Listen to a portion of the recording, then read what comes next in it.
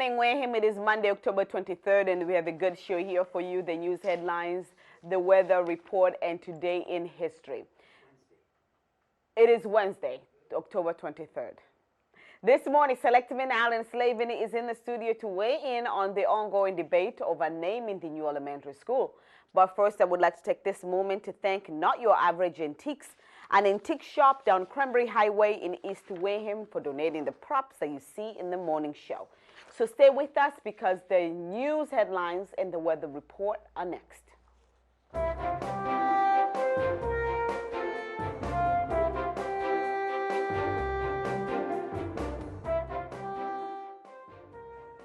This morning, the Army Corps of Engineers is recommending a complete replacement of both Bourne and Sagamore bridges.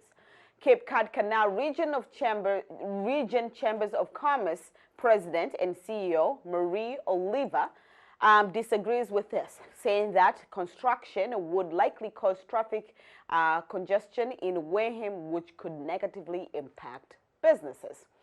The current bridges were built between 1933 and 1935 and were intended to last for 50 years. However, today the bridges are 84 years old. The Corps of Engineers first considered a wide range of alternative solutions. However, the final recommendation is a full replacement of both bridges with an additional lane in each direction. Each lane will be 12 feet wide instead of the current 10 feet, and the outermost lane in each direction will be an auxiliary lane to allow traffic merging in at the bridge to accelerate. The new bridges would also have shoulders to allow disabled vehicles to pull over, along with medians and a protected lane for cyclists and pedestrians. The public comment period for the project will run from now until November 1st. The Army Corps of Engineers will finalize their project in February 2020, and the leadership will make the final decision in spring 2020. But you have plenty of time to decide which route to take, because the construction will likely begin in 2025. You have good 6 years, Wareham and the Cape. Anyhow, now to some somber news of the day. A 19-year-old Carver man named Jack Quidley was killed at about 6:30 a.m. on Sunday on I-95 eastbound before exit 21st. Quidley, who was driving with an 18-year-old male passenger from Carver, drove off the highway and hit the guardrail on the left side of the road. Both men got out of the car, which was partially in the left travel lane, to take a look at the damage. Meanwhile, a 2008 BMW driven by a 51-year-old man from Hyannis then struck the Nissan and Quidley. All three men were transported to Toby Hospital. Quidley died from his injuries. The other two men sustained minor injuries, according to state police. The accident remains under investigation. And that's all for this morning news headlines. We are going to take a short break. When we come back, I'm going to let you know what to expect outside.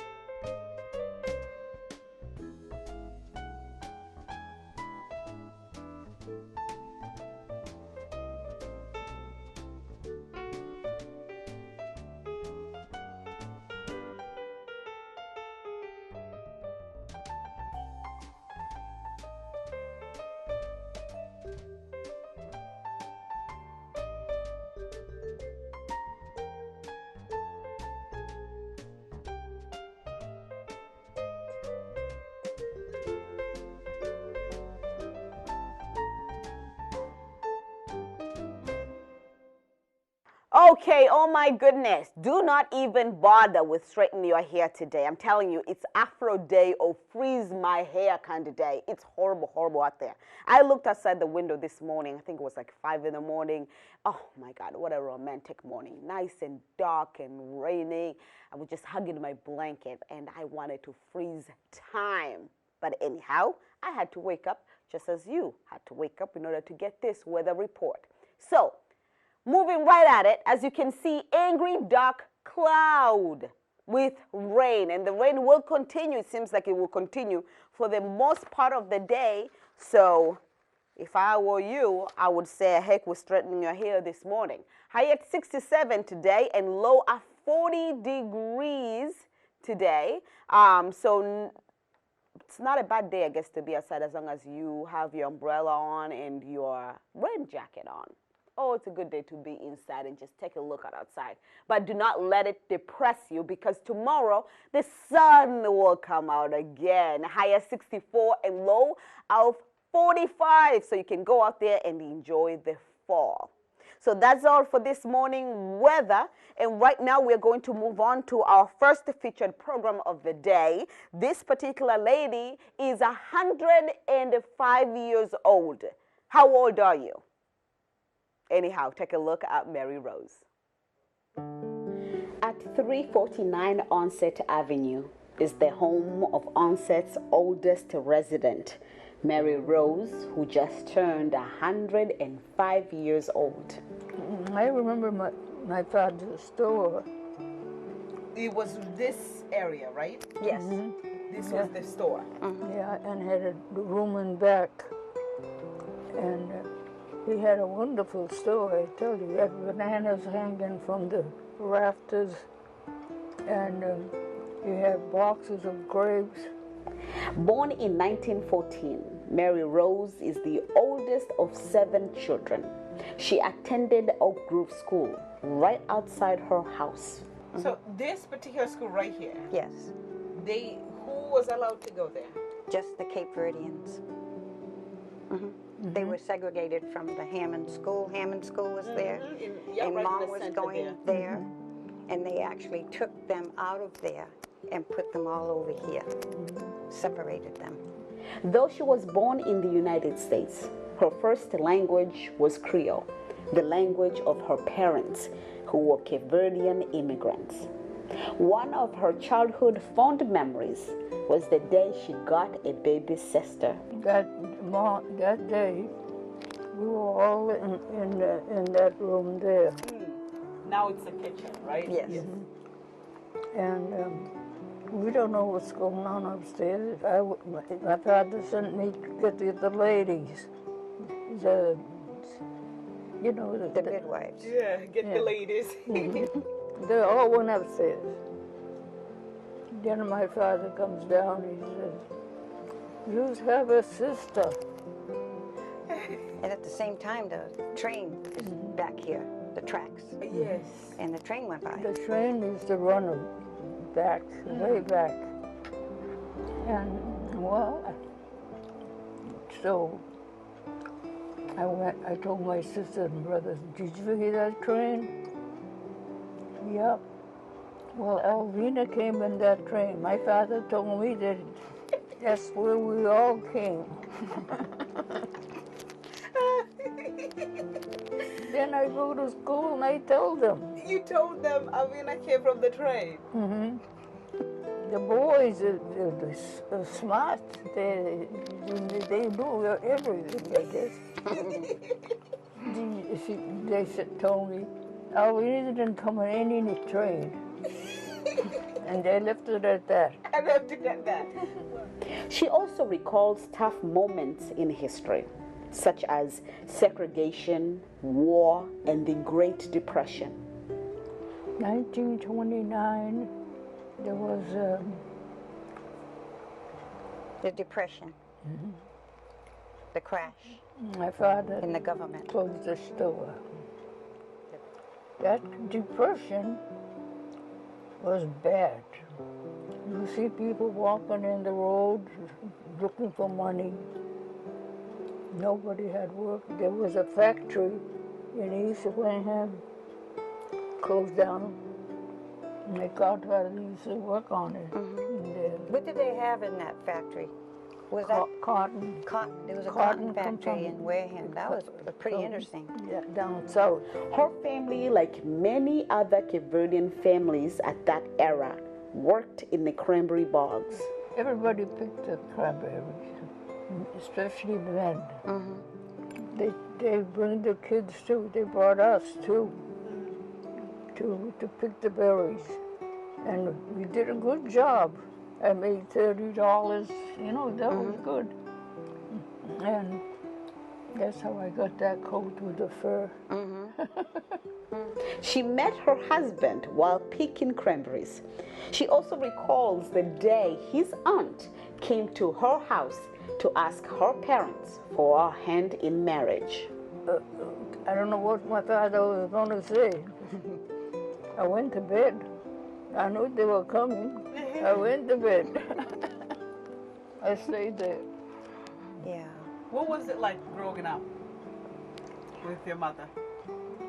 Me? Yeah.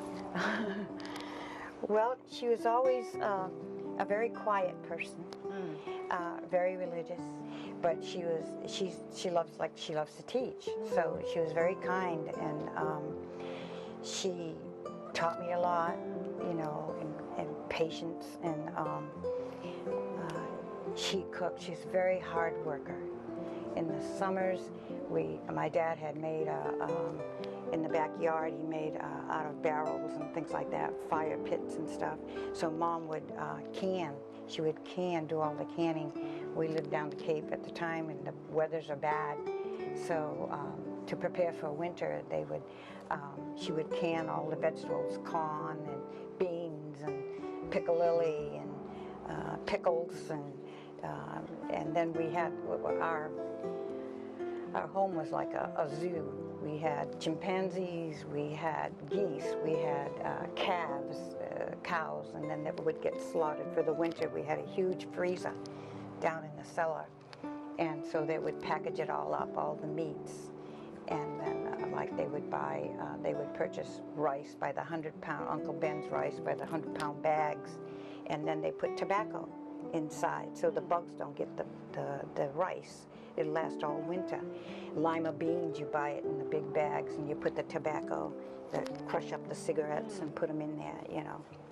Scrambled in a pool of long memories is a pivotal incident in her life, the day she eluded a terrible fate. She was telling me when she was going to night school, and she was wondering, I'll just cut to the chase there for you. She was wondering why some of the ladies in the class, they would, all of a sudden she started seeing some of the women not coming back to school. So she was saying that one day she went to the school, and so she took a ride with this guy. So go ahead, you pick it up from there. Yeah, well, the guy was Creole, you know, and he was teaching school too. He said, "Where do you ladies live?" They said, "Oh, nothing." He said, "Well, I live up that way. I can give you a rise." And then the next day, it took 2 days. Those two women, I didn't see those women. Never came back to class. They never come back. I don't know where they went. Fact is, So the next night she took the ride again for him to take her home. So you got in the car and he's driving off from school. So where do you go? all of a sudden I see there's snow on the ground and there's woods. And she doesn't recognize where she is. I said, you got to take me home. I said, you don't go home this way. He says, I shortcut, and that you know. Then he stopped the car. He said, I want you to promise me that you go out with me. I said, I'm not going out with nobody. I went to go church to do. Open the door. He locked the door. She started saying I the Hail did. Mary. Yeah.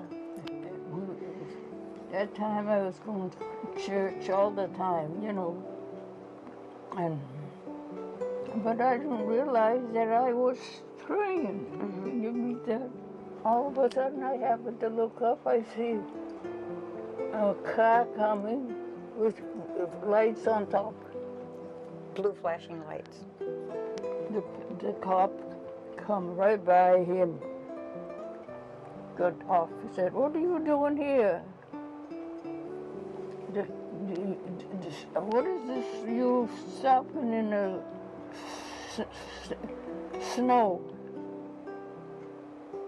Are you all right, lady?" I said, "I'm all right." I said, "I'm not going to make any." He told him, "I want you to get the car going. I'm going to follow you, and so you let her go home. You take her home." He said that. He started the car. He didn't go too far. He says, "You and your Hail Mary." She never went back either. I wanted She to quit the finish school. out my high school, you know, but I should have reported him. That's what I should have done. When somebody asks you about your secret of making it to 104, almost 105, what do you say? Well, I didn't do it on purpose. I think that's amazing that God has allowed her to be able to enjoy the technology of today. And so it's fascinating. It's like when people are ill, you know, and you're going to pull the plug, and then next week they have a cure. You know, so it was like, wow, she can take advantage of this. So it's really, really something.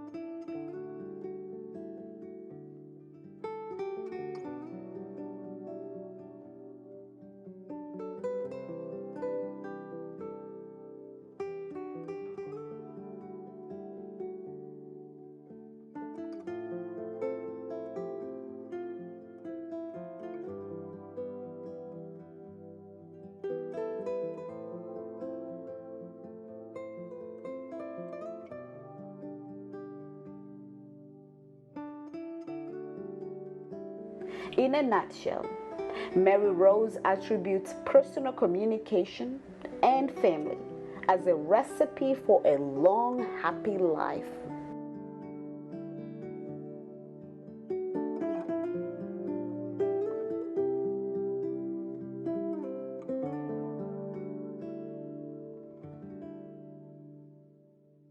Mary Rose going strong. And now we are going to take a look at suicide. We're going to be discussing about the stigma surrounding suicide.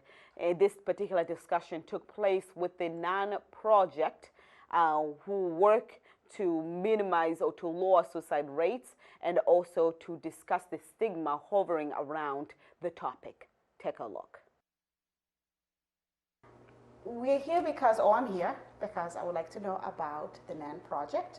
I have learned a little bit about the background story, your family, your daughter, your sister, who passed away due to mental health struggles. Yeah. So let's start from there. Normally families would like to remember their loved one, would like to make their death meaningful. Was this the idea behind starting this nonprofit? Yes, we started the NAN project more than 3 years ago because after the death of Nan by suicide, what we realized is that people don't talk about suicide, and there's such stigma and shame and judgment associated with stigma that young people who may be struggling, and there are so many that are struggling, are afraid to come forward. They don't know where to turn, they don't know how to ask for help, and I just don't want another family to go through what we've been through because of something that is preventable. Suicide is preventable. Now, when you talk about the stigma, what was that stigma? Did you feel the stigma after your sister passed? I think there was stigma. She felt stigma growing up.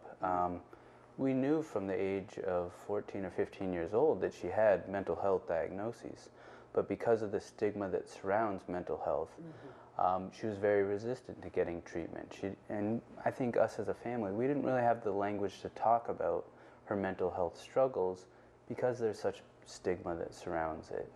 We knew very little about depression or anxiety and how to help someone that's struggling. Now, you said it can be prevented. Yes. You strongly believe that suicide can be prevented? I do believe that suicide can be prevented if we talk about it, if people are educated about it, if we know how to respond to someone who's struggling. You know, it can be as simple as asking the question, are you thinking of hurting yourself?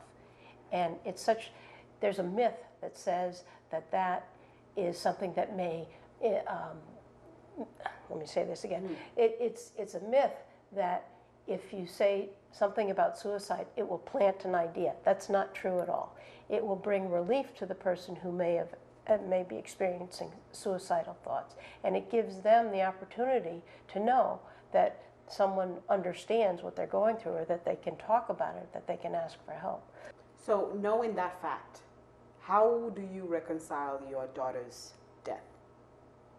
I think that's a very hard question to answer. I'm not sure I want to go there. Okay. All right. So you started this project, this nonprofit, to raise awareness, right? We are working in schools. We are reaching out to the young children. Why there? Because we saw that Nan really, her struggles were throughout school. And we really needed a jumping off place. So we started our work in high schools. We bring our young adults who have struggled with various mental health concerns, and we work with them to create what we call comeback stories, where they talk about what it was like to be a 16-year-old struggling with depression, or a 17-year-old with anxiety. But more importantly, what were some of those supports that they were able to access either within their schools or within their communities to get onto this path of recovery. We started with the high schools because we needed somewhere to start. But now we're moving into middle schools, we're doing some work with colleges. We're really just trying to spread this awareness around mental health and make this a conversation that people of all ages can have. Okay. What are we learning about today's struggles, today's the problems that the youth are facing? I'm sure, not to date you, but what you went through back in high school may look very different from what the young ones are going through right now. And I'm ancient, but Jake will tell you that it's very different. But what we're learning is that the rates of anxiety, the rates of depression just continue to skyrocket. Kids are struggling at much higher rates, and it keeps going up. Suicide is the second leading cause of death of young people. Okay. So then we go to the schools. What do we say? What message are we sharing? Tell me about the conferences you have, the discussions that you have with the teens. Right. So our model, like I said, is a peer-to-peer model. So we have young adults who go in and present their stories, talk about what it was like for them to struggle when they were in high school, with the idea of opening up that conversation around mental health and making it something that the students feel comfortable talking about in the classroom setting, making that classroom a safe space for them to open up and ask questions around depression, around bipolar disorder, schizophrenic, whatever that mental health issue is, and making that a comfortable place to talk about it, and more importantly, educating them about where they can go to support themselves or their friends. Who are those trusted adults that they can turn to when they need to? Okay. Do we know anything when we're talking about stigmas? Who is at risk when it comes to suicide, mental health? Because some people would think, oh, that's suicide, it's a rich person problem, or they have a certain image. But what do we know from the work you're doing? So I would say suicide is blind. It can affect people of all races, all ages. It affects us all. We do know that men are at 4 times higher risk of dying by suicide, but females are 3 times more likely to attempt a suicide. And that has to do with the means that males use versus females use. But white males aged 35 to 54 tend to be at the highest risk of suicide. But again, it's the second leading cause of death amongst young people. So it doesn't really differentiate among age, race, nationality. It affects us all. Okay. So when we go to the schools and the peers share their stories, we open up the discussion. What follows? How long do you stay there to make sure that it continues to be a safe place? Right. And that is sort of the heart of the NAN project, is it is not a one and done intervention. We open up the conversation, but our goal is to keep that conversation going amongst the students, within the student body. And we do that by bringing into the schools a whole framework for how to continue the conversation around mental health, around suicide prevention, but also around emotional well-being. And we do that with our peer mentors, supporting the students and often a student group to hold events, to produce resource sheets that tell students where they can go if they're struggling, to have a stress less week that they might have 1 week, to do extracurricular kind of activities and engage students in discussions around mental health. We want to normalize the conversation, and you can only do that over time. Begin to have that cultural shift where people equate mental health in the same way that they talk about physical health, because it is the same thing. It's all about health. Now, according to CDC, the Center for Disease Control and Prevention, it said that last year, their survey on mortality and life expectancy in the United States found that the national suicide rate is increased and has increased by 33% between 1999 to 2017. Right now, we hear a lot in the media regarding the war on drugs, war against opioids. We are facing a crisis. That's what our current administration is talking about, and the whole nation is responding to this. Do you think we are also facing a crisis when it comes to suicide? Very definitely. Very definitely. Absolutely. And I think it's all over. Sorry. Absolutely. And I think it's all related. You find most people who are struggling with substance use also have a mental health disorder. So there's a lot of overlap there. And a lot of these deaths by opioids, many of them could probably be classified as suicide as well. So I think it's a very connected crisis that we are facing. When talking about the opioids crisis, depending on which community you're speaking to, there are those who would say we have been facing a crisis for a very long time. This crisis has not begun today. But the whole nation is aware of it because it impacted a certain person of certain demographics, right? So when it comes to suicide, why do you think, or do you think the same narrative would play in terms of why it's not out there, why the country isn't responding as it should? Because it hasn't impacted the so-called right victim to rally the whole nation. I mean, I think suicide, you are seeing more discussion around suicide every time there's a celebrity death by suicide. So it is being talked about a little bit more than it was several years ago, but it's also the stigma that surrounds. There's a shame that people who lose a loved one, a friend to suicide, there's a shame that a lot of people unfortunately feel related to that. And until we kind of take away that and make people feel a little bit more comfortable talking about suicide, that stigma is going to remain there. So how should we be talking about suicide? Openly.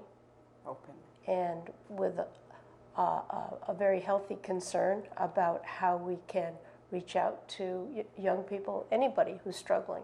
How we can, I think one of the greatest protective factors is connection. To, if you know someone who's struggling, or even if you're just not sure, is to talk to, are you okay? How can I help? I'm here. I really care about what's going on with you. So, you know, if you don't want to talk now, maybe we could talk later. But I do care. I mean, it's really making sure that you connect and don't be afraid of it. Do not be afraid of it. All right, thank you to both of you for sitting down with me to discuss about the NAN project. Thank you. Thank you.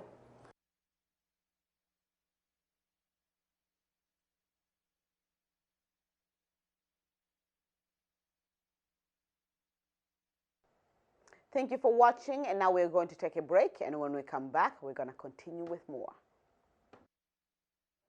Today's cell phones are not only an extension of our arms, but a life tool. Hello, I am Maureen Farrington from Advantage Custom Apps. I am here today to talk about a certain app, a tool that will help you navigate your way through the Wareham community. The WCTV app places your local community in the palm of your hand. The app is a place where you will find local events, town meetings, local and school sports, community interest stories, compelling interviews, and most of all, the ability to shop local. Connect to the Wareham app by going to your web browser and typing in wctv.app. And then, once you bring up the web link, you have the opportunity of adding WCTV's app to your home screen. Once you download the app and save it to your home screen, you will then have the opportunity to, with the touch of a finger, hit the call button, which we call WCTV, the refer us button. You can refer the app to your friends and families. There's a Facebook share button if you'd like to put that on your Facebook page as well. And here is the menu tab. On the menu tab, we have YouTube videos, new program proposal, events that WCTV is hosting, a photo gallery, contact button, and can lead you right to their website. We also have a Shop Local tab. When you touch on that, you'll see the local businesses that you can frequent. Also, there's an About Us tab telling you some information about WCTV, their hours and directions. This here will take you right to their Facebook page. There is a donate button if you would like to donate to WCTV, and a join button that will let you join their community. Many local establishments are listing their business on the WCTV app. And you can too. It's a great way to showcase your business to your existing customers and your potential new ones. For a nominal fee, you could list your business on the Shop Local tab as well. A percentage of that fee goes to fund a scholarship for an outgoing senior. So be in the now and get the WCTV app on your home screen. Good morning, Wareham, and thank you for being with us this morning. We're broadcasting live from our WCTV studio in Wareham. This is Good Morning Wareham, your source for local news, weather, traffic, and more information. And now for a moment in history, let's take a look at where we were today in history.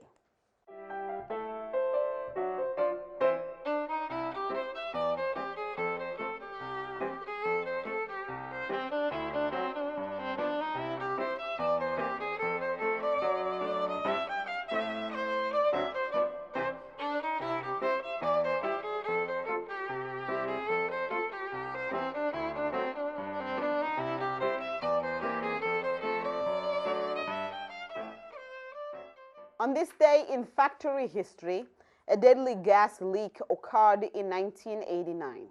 A plastics factory in Texas, owned by Phillips Petroleum Company, had a gas leak, which resulted in an explosion that killed 23 people. 130 other people were also seriously injured, as the initial explosion caused a chain reaction. Also today in cartoon history, the Smurfs made their first appearance in 1958. The blue guys, were created by the Belgian artist Pale, and they were first seen in the story called Johan and Piloquet. They have appeared in numerous TV shows since then, specials and films, and have been a children's staple for decades. Also today in baseball history, The Red Sox beat the St. Louis Cardinals in Game 1 of the World Series in 2013. The Red Sox would go on to win the series 4-2, the team's third title since 2004. This victory came just months after the tragedy of the Boston Marathon bombing, an event which devastated the community. And also today, for today's birthday, shout out goes to Al Yankovic, the world's most famous parody singer. The comedian was born in California in 1959, and along with his musical career, he has also starred in movies like UHF. And that is all for this morning history segment. To learn more cool historical facts, you can go online under history.com. The coffee segment is next, but first, let's take a look at our events calendar.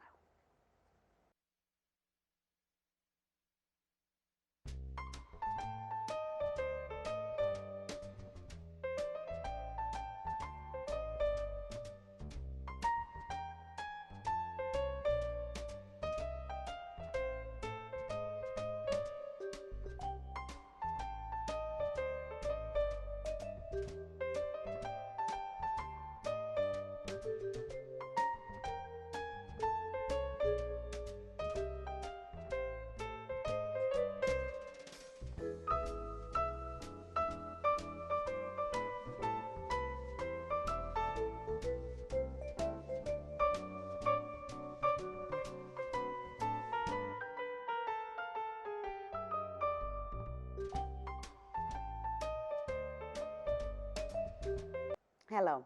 On Monday, I hosted Alan Slavin in the studio, and we were discussing the debate over naming the new elementary school, and also we talked a little about the town meeting articles that were going to be featured on October 23rd town meeting. Sorry, October 28th town meeting, which is next Monday.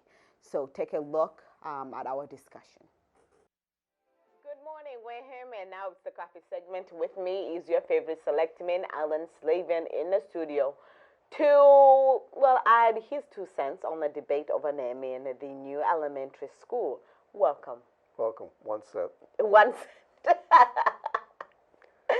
So, Alan, I think we should start talking about what is the process of naming a school, what it has been in the past. Really don't know, how it was done before. Obviously, the Minor School was named after the Minor family who donated a large portion of Minor Forest to the town. And that was probably done because of the contribution. Same thing for the Deacus School. Deacus family had, obviously, provided some either financial or other reasons for that, whether it was land or whatever. And that's why it was done that way. With the MSBA, when the application went in, it was discussed back then. And there was issues, about how they're going to name the school per se, because you're taking 2 schools, combining them into one. Originally, the school department and the school committee wanted to build 2 separate buildings, and I don't know if I was chair at the time of the selectmen, because we move it around. My comment was, it makes no sense to build 2 separate buildings with like a walkway between the 2, because you'd have double a bunch of things cost-wise. As far as running, it would be more than it should be. I insisted at that time that you could build one. They kept coming back and telling me, no, the MSBA won't allow that. Turns out that, geez, out of the blue, all of a sudden the MSBA said, sure, you can do that. So obviously, maybe I wasn't wrong. So the school was being built on the exact same basic footprint as the original Minor School. And one reason for that is if you go too far outside the footprint, you may dig up Indian artifacts, and Mass Historical could come in and unfortunately could shut the whole project down. So that's the way it was left. And there was discussion at that time, not by the selectmen, but by the school department and the building committee, who basically processed, the application at the MSBA and everything else, that the easiest way was to call it the Deacus, the Deacus School, or actually the Deacus Elementary School at Minor Forest. That way both families were, taken care of. And from a historical standpoint and everything else, it made most sense. And that's the application. Now all of a sudden, I'm hearing that they want to call it the Wareham Elementary School and maybe you can't really take a wing because it's one big building and have one piece, one name, one piece, another. In my opinion, it's complete foolishness. We applied and got, the grant from MSBA for I think it's just about 70% of the $90 million under the name of the Deacon School at Minor Forest. And I think both those families deserve to have their names in perpetuity there. Their argument is that the name Deacon School at Minot Forest, that was a placeholder until they vote on a final name. That's their impression. That's not mine, as far as I'm concerned. Why do you feel it's more than impression? Well, because we applied for it as the other way. There was never any discussion about changing the name or anything else. If they wanted to use a different name from the beginning, then it was up to them to go ahead and bring that through. This is like revisionist history. You're going back and you want to change something after you've already committed to it. And I think there's better things in life for the school department than to be sitting there and the school committee and to be sitting fighting about the naming of a school. I'm more concerned about the education of students and how the schools are being run. So what about the argument of those who are saying it's a brand new school? How about we just name it Wareham Elementary School to go on with the same naming system as the Wareham Middle School, Wareham High School? In my particular opinion here is because the elementary schools were named after particular people, we should keep that history. I don't think we should sit there. We lose enough history as it is. We've unfortunately, for some people, the Toby Homestead. I, of course, was, basically I thought that the ER was a little more important overall because the homestead really wasn't salvageable because nobody was going to step up and fix it or do anything. But at a certain point in time, you have to maintain some of your history. And it's a school. It's going to be a school. How we name it is really, if we're sitting there having to spend time, effort, and monies to fight about how we name a school, that's complete foolishness. Let's go back to the core. The core is educating students. It doesn't matter what the name of the building is. So there's also the question of who has the authority to name a school? Well, I think probably the school committee could have done it, but they went ahead and applied for it under that original name. So as far as I'm concerned, that's it. If we go to town meeting, I guess in the spring, and they want to bring it up as a warrant article for naming it, I can tell you right now, I'm going to not vote for it. As simple as that. Simple as that. Okay. So do you think this whole fuss, according to you, it's not worth really the discussion, but... It's not worth a piece of toilet paper. So that should give you a good idea. So that's it. Now, the member of the Dickus family, Cindy Perlola, was here, but I have yet to meet with the member of the Manett family. Have you heard from them? No. When Bill passed away, I'm not sure who's left and around. Bill was an interesting character. He wrote books, he wrote screenplays and everything else. And Bill had a really interesting, actually had a great life, I think. But again, I'm not going to change my mind because it's just simply recognizing families in Wareham that stood up and did something. I mean, you go into the YMCA, it's, the Gleason YMCA. The Gleason family gave them land. If someone was to come in and change the name, make an expansion or something to the Gleason Y and take the Gleason name off, that would be horrible. Okay. Because that Y would never be there without the Gleasons stepping up and doing it. Never would have happened. So you're not buying into the argument of inclusion. Do we benefit? Does the town or the school department benefit from naming a school after the town? No. Okay. So no politics gains at all? I don't Political care. gain? I do what's right. I don't do what's politically correct. If I have to sit there and do something in order to get reelected, and that's all that matters, then you're not going to get that from me. Okay. I just don't believe in that. I just believe in you do the right thing, and if there's political fallout, that's fine.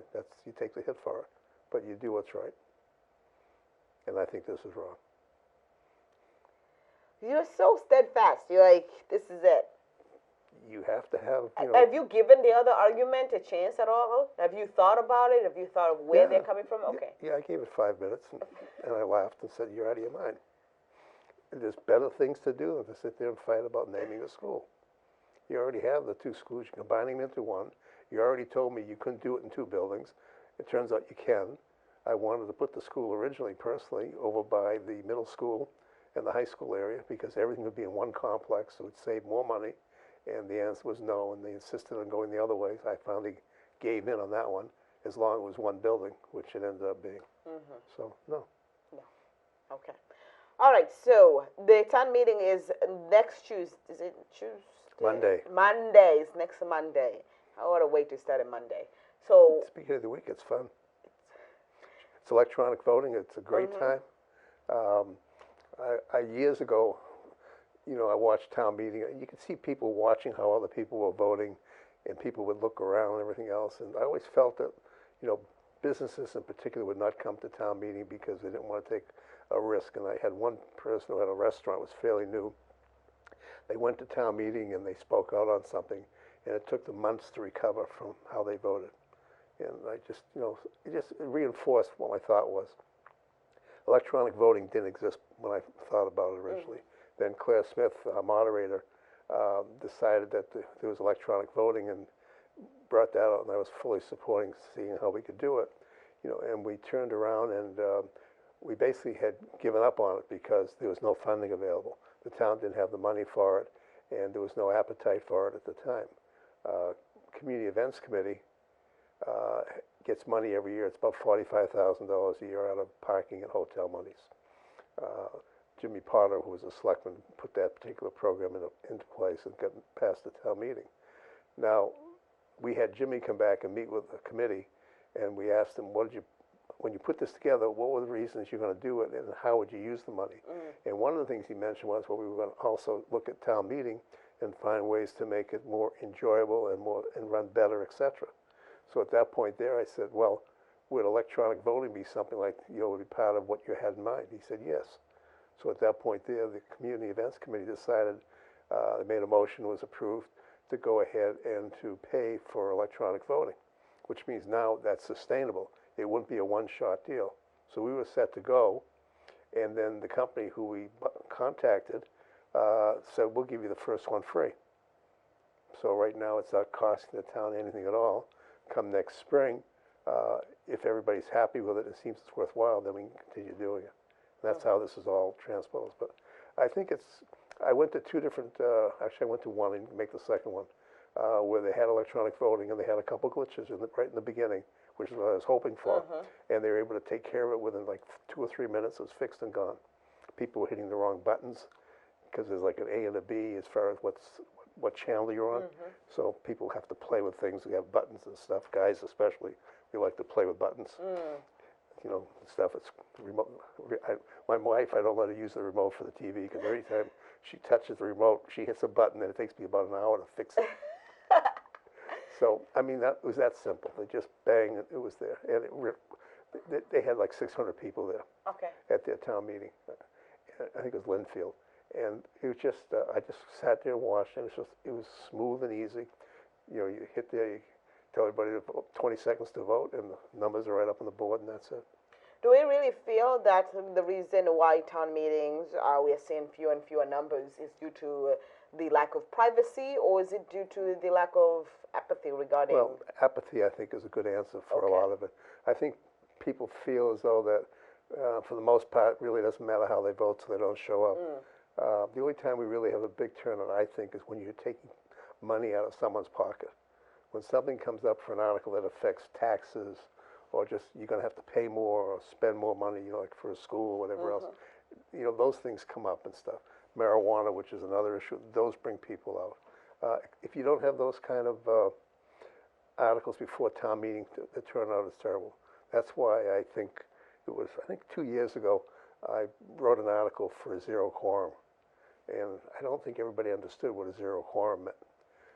Because we had, you know, a basic quorum, and then we had to have 150 people if it was $5,000 or more. So it could be a real problem if the articles came out, you know, in such a way that say there was a whole bunch of people came for one article, and you'll see it all the time. They'll get up and leave after the article is over. Well, you could end up with the budget and stuff not being able to pass because not enough people.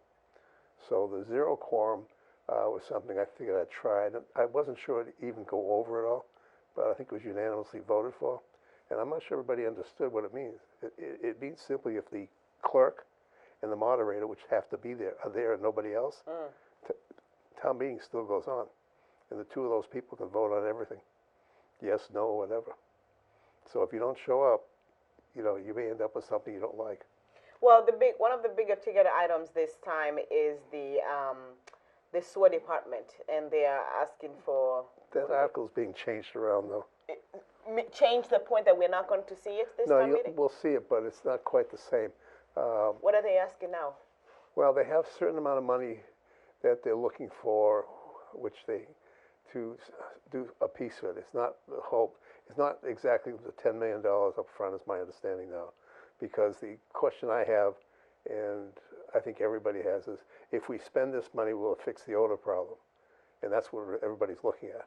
And there's other things we need to do that aren't really part of the odor problem, but will help as far as the surges and everything else when we go over capacity with a big storm. Because I can guarantee you that nobody can tell me that whatever they do will fix the odor problem. There's always going to be something. If you go to Hyannis, and as you head into Hyannis, there's their water pollution control facility, you know you're there. The smell in the air changes. And that's a really well enclosed, very efficient system over there. And you know it.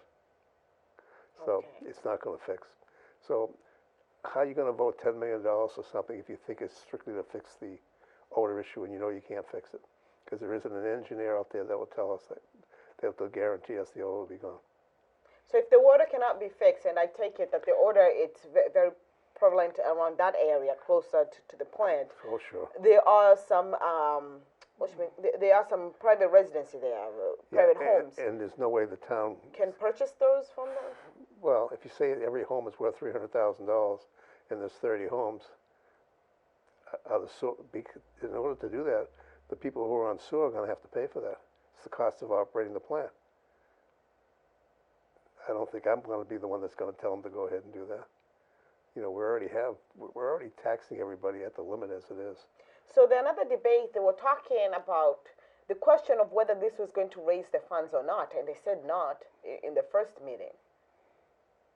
Well, they have money they have money which they can go ahead, but if you borrow money, you still have to pay it back. So it's going to cost, you know, the town or the rate holders, depending how it's done.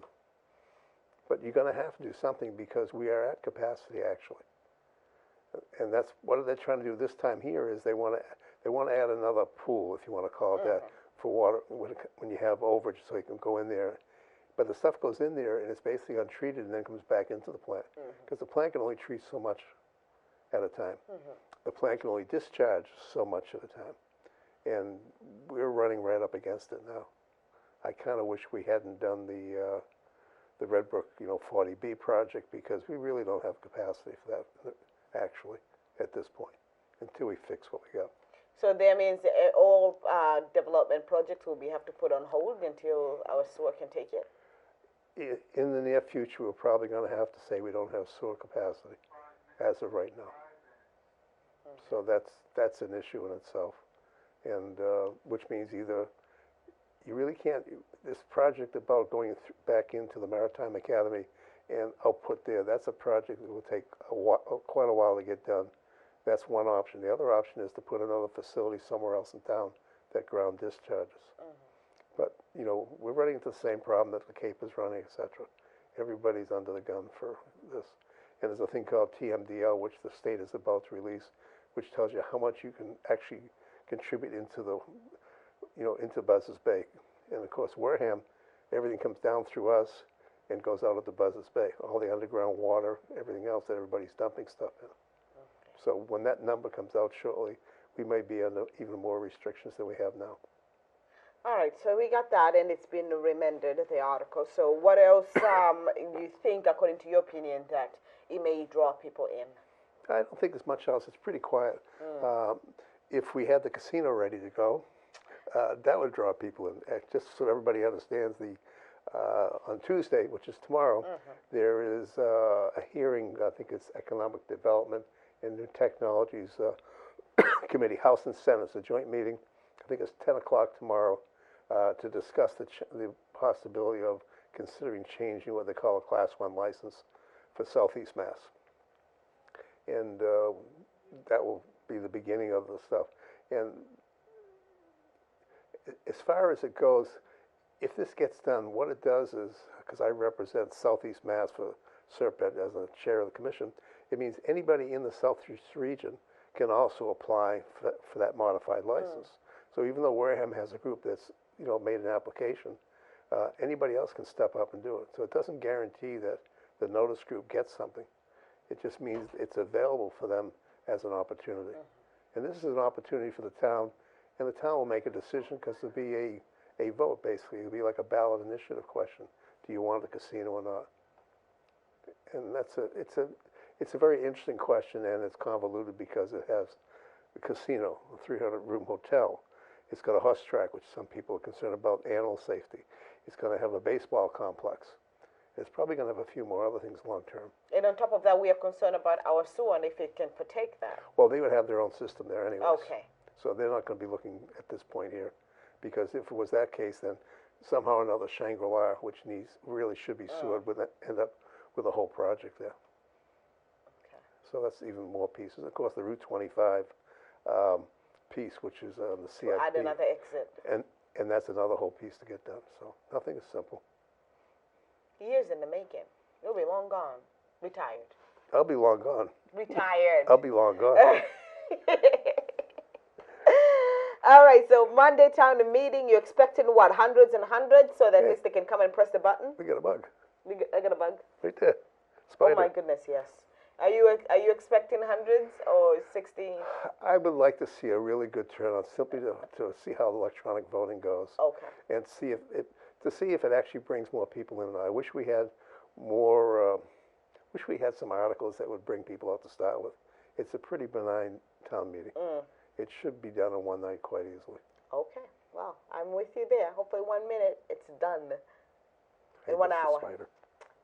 All right, with me was Alan Slavin, your favorite selectman in the studio. He talked about adding his 1 cent on naming of the new elementary school. He's adamant the name should be what it said during the entire process. That is Dickey School at Minot Forest. We also talked about the big ticket items for Monday's town meeting and how hopeful we are for the new casino, level 2 casino, that we're not going to see anytime soon. Anyhow. Between a 1 and a 2, actually. Oh, between a 1 and a 2. So it was a great discussion with Alan on Monday. And so please show up for town meeting on October 28th. That is next Monday. The meeting will start at 7 p.m. There's a lot to discuss, and we're going to be trying electronic voting for the first time. So you have every single excuse to be there. Anyhow, to remind you that on Friday, I'll be hosting the school department. We're also going to continue on discussing about naming the new elementary school. If you missed us this morning, this particular show will re-air this evening at 6 p.m. It will also go on our YouTube channel at Wareham Community Television on YouTube. Thank you, Wareham, for joining us this morning, and have a pleasant day. Bye.